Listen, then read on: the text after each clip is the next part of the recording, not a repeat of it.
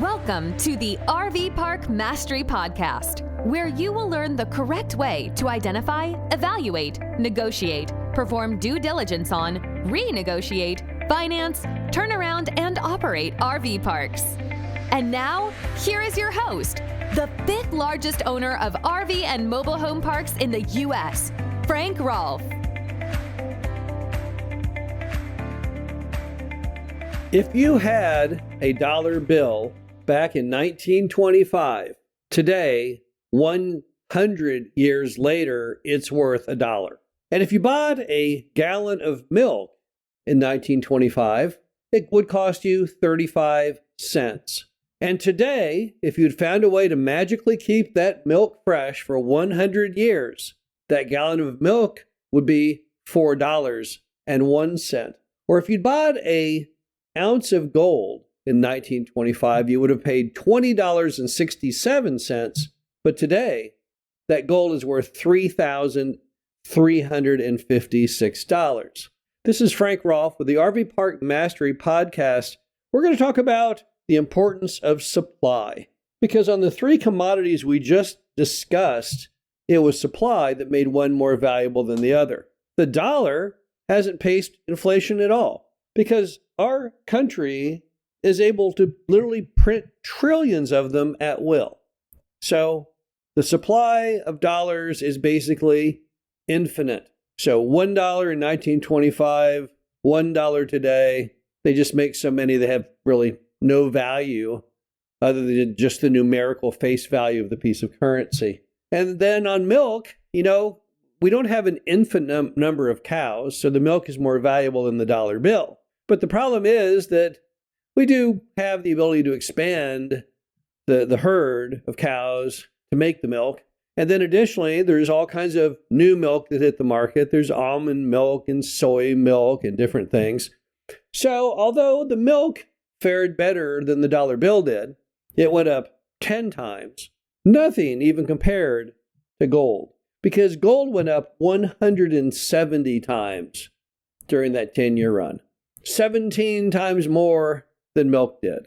And that's because gold has a very, very limited supply.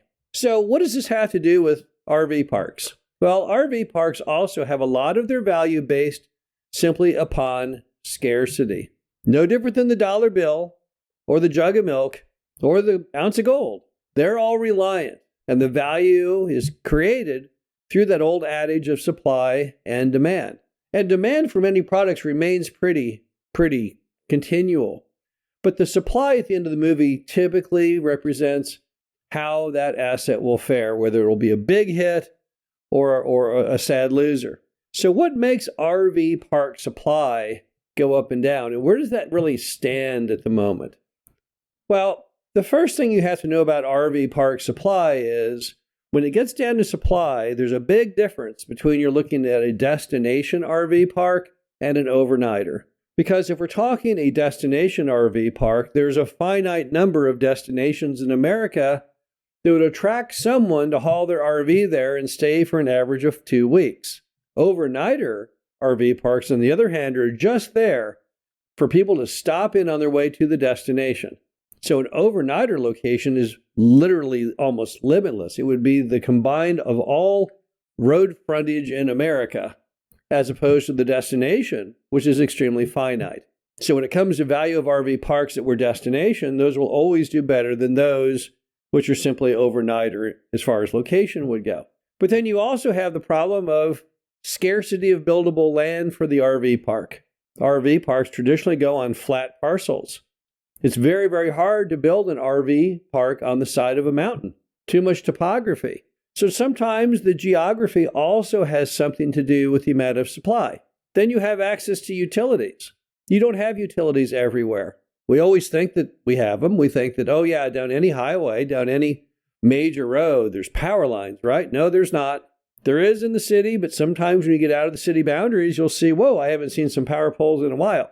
That's because utilities don't stretch out everywhere. And beyond electricity, you also want to have access to water, for example. And that's also not infinite. Might have to build a well. But one big issue with supply comes down to permitting, because many cities and counties don't allow much new RV park permitting. So as a result, the supply is somewhat limited because you can't build any anywhere. So for those very reasons, when you look at any RV park, you can kind of build a template. You can say, okay, well, could I build another RV park here or not? And when you hope the answer is no, you can't, because that gives you much greater value in supply. But if the city/town/county says, oh yeah, you can build them anywhere. You could build one right across the street if you like. You could build one right next door.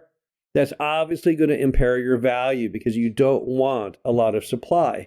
But then also like milk, what about bringing in more supply technologically? How would that work? Well, in the case of our RV park, we're pretty safe from that. I never dreamed they would make milk out of almonds. I don't even know what soy is exactly, although it's taken up a pretty good percentage of the milk-tasting American public's demand. But I don't really see how you're going to change RV parks using technology. Now, how we operate RV parks has changed over time with the internet and HD videos and software and all those many things. But it doesn't change the basic product. The basic product is pretty safe from competition because there doesn't really seem to be anything that can change it. The idea of being outdoors in a vehicle that you pull behind a car or a pickup truck or a motorhome with an engine inside, I don't know how you can do that differently. I don't believe people would be happy going to a virtual RV park where the whole thing is a projection on a screen and you're actually inside of a commercial building, kind of like those driving ranges that people can go to learn golf, where they hit the golf ball into a screen and it has the appearance of going down the road, but it really does not exist. So I don't think we're going to see much change there. And then what about the investment options that create the demand part of supply and demand as well? Because if there was no demand for RV parks and no demand for RV spaces, then it wouldn't matter what the supply was. That's remained relatively steady. We've seen nothing but ever growing demand by the American public to buy RVs, thanks in part to the fact that it transferred over generationally. People were very concerned a couple decades ago the RV industry would be very limited, that boomers, which at that time were almost the entire industry, that when they died off, then young people wouldn't want the product. But instead, the opposite has occurred. The largest component of RV ownership today are millennials and not baby boomers. So it was able to make that transference very successfully, and that keeps the demand always at a good pace. And when it comes to buying RV parks, people are still very interested in RV parks as investments. And why not? They have great historical roadmap of success. It's a product you can't really mess with technologically. It's got very high profit margins. It's very easy to manage, and it's very understandable. It's a basic need. Humans like to go travel. Humans like to be outdoors. I don't really see that ever ending. But when it comes to the valuation of your RV park over the long-term horizon, the key thing to focus on always is supply, because scarcity equals value. Rarity is what creates a lot of the money in the business. And if possible, try and stick with RV parks that have some level of scarcity. This is Frank Rolfe with the RV Park Mastery Podcast. Hope you enjoyed this. Talk to you again soon. Thank you for listening to the RV Park Mastery Podcast. Be sure to visit us at www.rvparkmastery.com, where you can learn the correct way to identify, evaluate, negotiate, perform due diligence on, renegotiate, finance, turn around, and operate in RV parks.